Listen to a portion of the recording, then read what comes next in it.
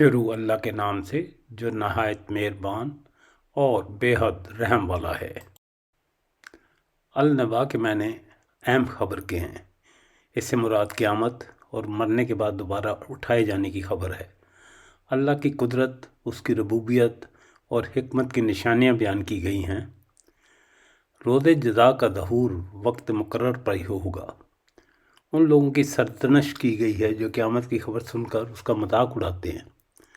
سرکشوں اور خدا خوفی کے ساتھ زندگی گزارنے والوں کا انجام بیان کیا گیا ہے۔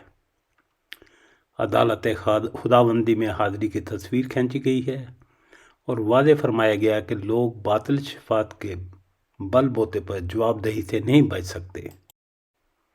یہ لوگ کس چیز کے بارے میں پوچھ گچھ کر رہے ہیں؟ کیا اس بڑی خبر کے بارے میں جس کے متعلق یہ مختلف چیمیں گوئیاں کرنے میں لگے رہتے ہیں؟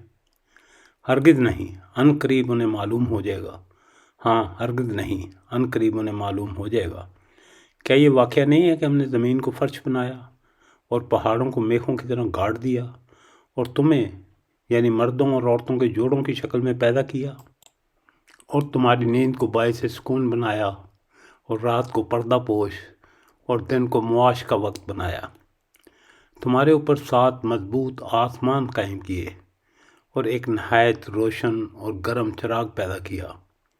بادلوں سے لگاتار بارش برسائی تاکہ اس کے ذریعے سے غلہ اور سبزی اور گھنے باغ اگائیں۔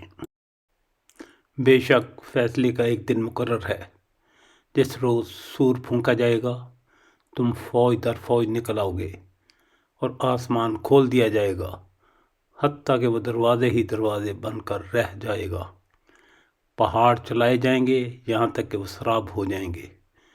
در حقیقت جہنم ایک گھات ہے، سرکشوں کا ٹھکانہ، جس میں وہ مدتوں پڑے رہیں گے۔